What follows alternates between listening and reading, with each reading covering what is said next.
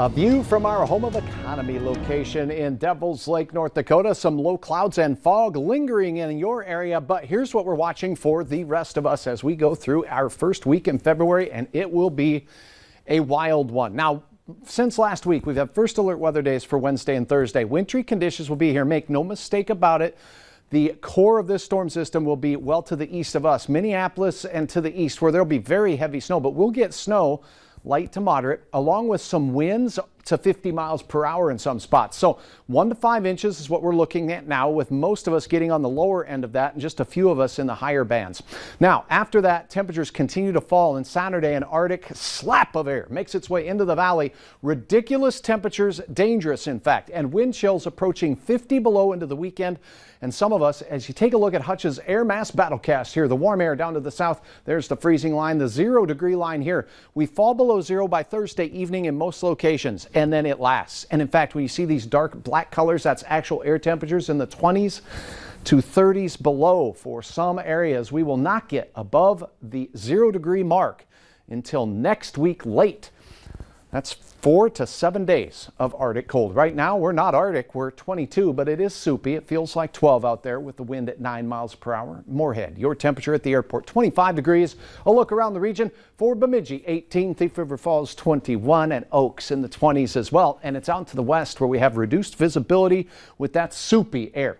Visibility is as low as 0 in Langdon and, well, 3/4 of a mile or so in Oaks. Taking you in a little closer, we have problems in Carrington, Cooperstown, as well as the northwest corner near Rolla. So any travel out to the west tonight, be prepared to run into some of this.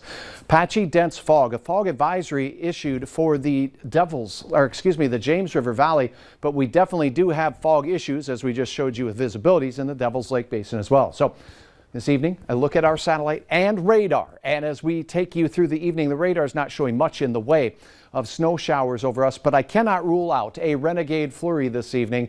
A brunt of the system out to the west of us, and it is getting ready to make the beginning of February for the valley quite a wintry one indeed. Not this evening, though. We'll have those fog, low clouds, and isolated flurries to contend with as temperatures stay for most in the 20s and a few in the teens. Overnight, we head to bed. Not much changes. There'll be patchy, dense fog as you're getting on your way out the door in the morning, so be ready for that. Temperatures for most of us in the teens, with the coolest weather in central Minnesota, where we could have a few breaks in the cloud cover. But most of us have a cloudy day in store for our Tuesday. Again, soupy with those low clouds lingering, but the fog should lift. South winds get a little breezy in the late day up north with gusts over 20 miles per hour. Look at that. Hit and miss, flakes of snow, nothing heavy, but certainly reinforcing the slippery across the valley. A look at your hometown forecast. This is a snapshot at 3 in the afternoon. A lot of 20s to near 30 out to the west on a gray day. Maybe a few peaks of sunshine for some in central Minnesota, and temperatures in the 25 to 30 degree range.